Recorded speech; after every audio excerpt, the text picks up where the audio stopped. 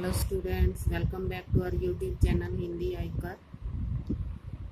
हम आज राम लक्ष्मण परशुराम संवाद का छठा काव्यांश पढ़ेंगे। इससे पहले हम 5 काव्यांश के 3 वीडियो बना चुके हैं। अगर आप में से किसी ने उन वीडियो को नहीं देखा तो अवश्य देखें। इस वीडियो के डिस्क्रिप्शन में भी उन तीनों का लिंक आपको मिल जाएगा। अगर आपको वीडियो पसंद आती है तो चैनल को सब्सक्राइब करें, शेयर करें और लाइक करें। चलिए पढ़ते हैं काव्यांश 6। इससे पहले काव्यांश 5 में हमने पढ़ा कि किस प्रकार विश्वामित्र परशुराम जी को की नासमझी को जाहिर कर रहे हैं, बता रहे हैं वो कि वो राम लक्ष्मण जैसे वीर राजकुमारों को पहचानने में ना समझ रहे हैं, वो उनकी वीरता को नहीं जान सके। कहियो लखन मुनि सील तुम्हारा, को नहीं जान विदित संसारा। सील शील, को नहीं जान विदित परिचित, संसार जगत, जग या जगत। अब यहाँ लक्ष्मण फिर परशुराम जी से कहते हैं कि हे मुनि, आपके शील स्वभाव के बारे में कौन नहीं जानता। आपके इस स्वभाव से तो सारा संसार परिचित है। माता पिता उरीन भय नीके, उरीन ऋण, गुरु ऋण रहा सोच बढ़ जी के, गुरु का ऋण सोच चिंता।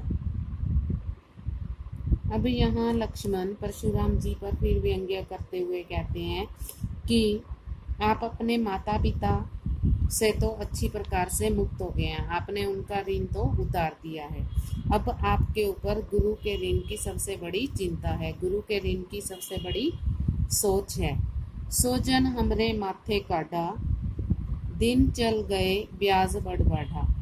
दिन चल गए मतलब दिन बीत गए, ब्याज बढ़ बढ़ा यानी कि बढ़ गया है। अब परशुराम जी से फिर व्यंग्यात्मक बात कर रहे हैं कि तुम्हारा जो गुरु का ऋण है वो तुम हमारे मत्थे मरना चाहते हो, हमारे मत्थे मरना चाहते हो, अर्थात तुम मुझे मारकर अपने गुरु का ऋण चुकाना चाहते हो।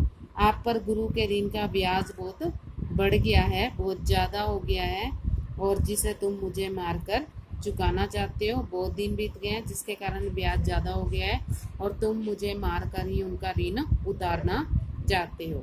अब आनिए व्यवहारिया बोली। अब आनिए व्यवहारिया, व्यवहारिया हिसाब किताब करने वाला, हिसाब किताब करने वाला। तुरंत देऊं मैं थैली खोली। अब फिर व्यंग्यात्मक बात करते हुए परशुराम जी को लक्ष्मण जी कह रहे हैं कि आप आनिए, बुला लीजिए किसी हिसाब किताब करने वाले को जो आपके ऋण का ब्याज बना दे, और हिसाब किताब करने वाले किसी व्यक्ति को बुला लीजिए। मैं तुरंत ही थैली खोलकर आपका ऋण चुका देता हूँ, यानी कि आपको उस गुरु के ऋण से मुक्त कर दूंगा।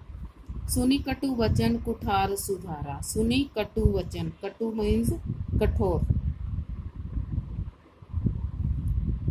कुठार सुधारा, कुठार फरसा, सुधारा सुधार कर, हाय हाय सब सभा पुकारा। अब लक्ष्मण की फिर ये व्यंग्यात्मक बातों को सुनकर परशुराम जी का जो क्रोध है वो और ज़्यादा बढ़ जाता है। वो लक्ष्मण के इन कठोर वचनों को सुनकर परशुराम जी अपने फरसे को फिर से अपने हाथ में उठा लेते हैं, जिसे देखकर सारी सभा हाय हाय पुकारने लग जाती है, यानी कि सारी सभा में हाहाकार मच जाता है परशुराम के क्रोध को देखकर और उसके हाथ में उठाए हुए फरसे को देखकर जो सभा के लोग हैं वो हाहाकार मचा लेते हैं। भृंगुवर परसु दिखावू मोही। भृंगुवर परशुराम के लिए आया है। भृंगुवर कौन है? परशुराम जी हैं। परसु फरसा कुल्हाड़ा। विदर विचारी बचो नृपद्रोही। विदर ब्राह्मण, नृपद्रोही राजाओं के द्रोही, राजा का द्रोही।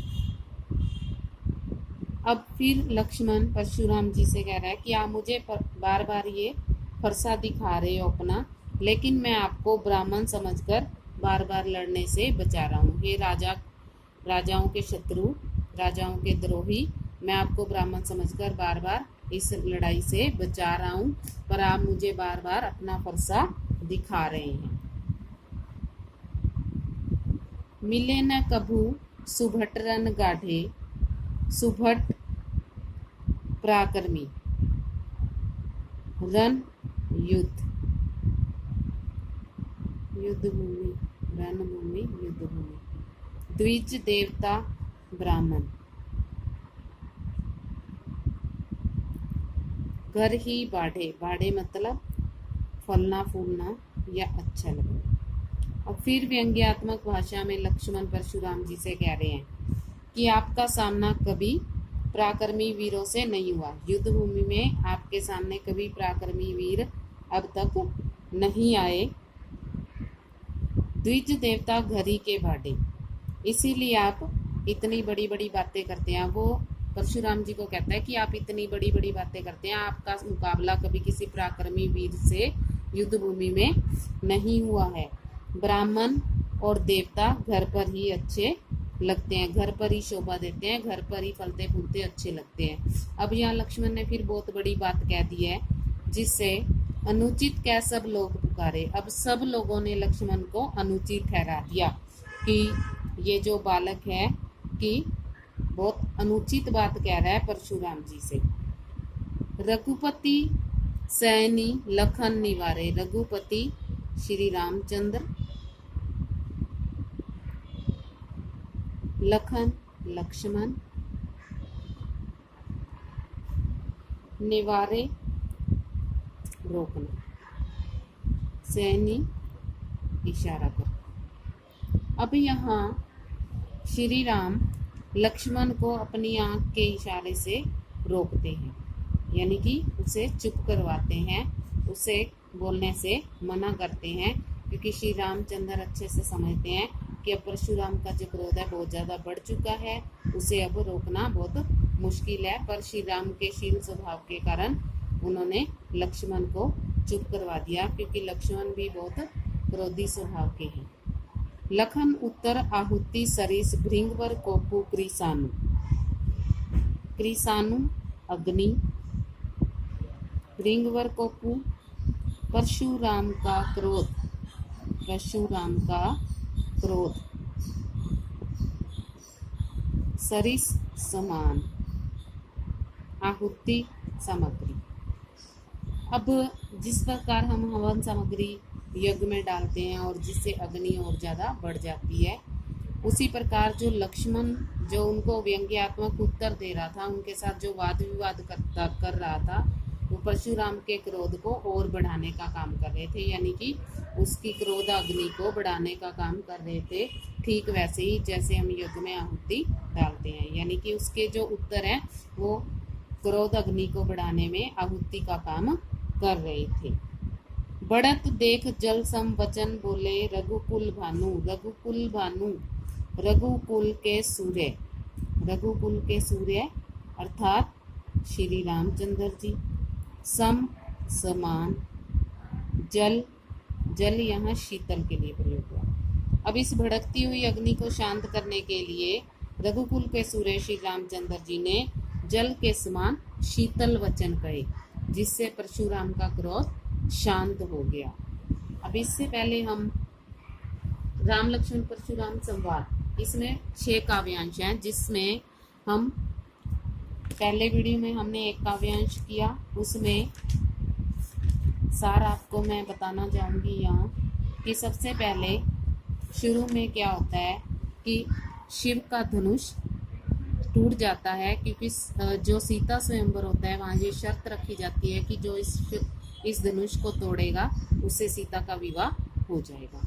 और विश्वामित्र जी वहाँ राम लक्ष्मण दोनों राजकुमारों को लेकर वहाँ पधारे होते हैं, जिसमें सभा में आए हुए सब राजा उस धनुष को उठाने में नाकामयाब रहते हैं और श्री रामचंद्र उस धनुष को उठाते हैं और उनके उठाने से ही वो धनुष टूट जाता है, और जिस पर परशुराम जी बहुत क्रोधित होते हैं और आराम में श्री राम जी बड़े शील स्वभाव से उनसे बात करते हैं कि जिसने धनुष तोड़ा है वो आप ही का कोई दास होगा। पर परशुराम जी काफ़ी गुस्से में होते हैं और वो श्री रामचंद्र जी को ये कहते हैं कि जिसने भी धनुष तोड़ा है वो इस सभा को छोड़कर चला जाए, नहीं तो यहाँ उपस्थित सारे राजा मारे जाएंगे। ये बातें सुनकर लक्ष्मण को बहुत गुस्सा आ जाता है और फिर लक्ष्मण उनसे वाद विवाद करता है। दोनों में व्यंग्यात्मक वचनों से एक दूसरे पर प्रहार होता है, जिससे लक्ष्मण शिव के धनुष को धनु ही बता देता है। वो परशुराम जी से कहता है कि ऐसी छोटी छोटी धनुइयाँ तो हमने बचपन में बहुत तोड़ी हैं, पर आप इस धनुष के टूटने से क्या लाभ क्या हानि। तो जिसके कारण परशुराम का गुस्सा और बढ़ जाता है और दूसरे काव्यांश में फिर लक्ष्मण उनसे बातचीत करता रहता है, वाद विवाद करता रहता है, पर परशुराम का जो गुस्सा है वो शांत होने की बजाय बढ़ता ही जाता है। फिर परशुराम अपनी प्रशंसा में लक्ष्मण को बहुत समझाता है कि किस प्रकार उसका बल है, कैसे वो क्रोधी ब्राह्मण है, कैसे उसने सहस्रबाहु का वध किया, कैसे उसके फरसे की तेज धार है जो गर्भ में पल रहे बच्चे को भी मारने की सामर्थ्य रखती है, मारने की क्षमता रखती है। इस प्रकार वाद विवाद चलते फिर परशुराम का गुस्सा और बढ़ता जाता है। फिर विश्वामित्र मुनि उनसे शांत होने के लिए कहते हैं। वो उनको बालक के गुण दोष न गिनने के लिए कहते हैं कि साधु लोग बालक के गुण दोष नहीं गिना करते। पर लक्ष्मण फिर व्यंग्यात्मक बात करते हैं कि जो ब्राह्मण है भी हमारे कुल की ये मर्यादा है कि हमारे कुल में ब्राह्मण, देवता, भक्त और गाय पर शूरवीरता नहीं दिखाई जाती, इसीलिए आप बाल ब्रह्मचारी हैं, इसीलिए मैं आपको कुछ नहीं कह रहा, मैं आपके पाँव ही पकड़ूंगा अगर आप मुझे कुछ कहेंगे भी तो भी। फिर भी परशुराम का क्रोध जो है वो बढ़ता ही जाता है। फिर विश्वामित्र सोचते हैं कि परशुराम उनसे कहते हैं कि परशुराम श्री राम और लक्ष्मण को पहचान नहीं पाए क्योंकि वो गन्ने से बनी हुई खांड नहीं है जो पल भर में नष्ट हो जाएगी, वो लोहे से बनी हुई खांड है। अब बात बहुत ज़्यादा बढ़ जाती है जिसके कारण परशुराम बार बार अपना फरसा उठाते हैं, अपना कुल्हाड़ा उठाते हैं लक्ष्मण को मारने के लिए। वो लक्ष्मण को सूर्यवंश में चंद्रमा जैसे कलंक के समान मानते हैं। वो लक्ष्मण को अपने कुल का नाश करने वाला बता देते हैं कि पल में ये बच्चा मृत्यु को प्राप्त हो जाएगा।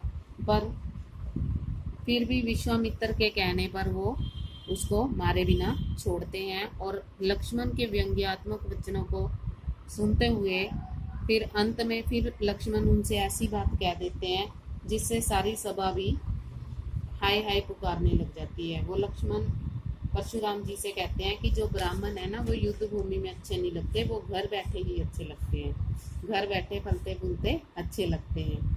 अब ये बात सारी सभा के लोग इससे नाराज हो जाते हैं और फिर राम इस बात को संभालने के लिए राम लक्ष्मण की तरफ इशारा करते हैं ना बोलने के लिए। फिर राम ही अपने मधुर वचनों से परशुराम जी का क्रोध शांत करते हैं। अगर आपको ये वीडियो पसंद आती है तो ज़्यादा से ज़्यादा शेयर करें, लाइक करें और चैनल को अवश्य सब्सक्राइब करें। और अगर आपका कोई सजेशन है तो आप कमेंट बॉक्स में बता सकते हैं।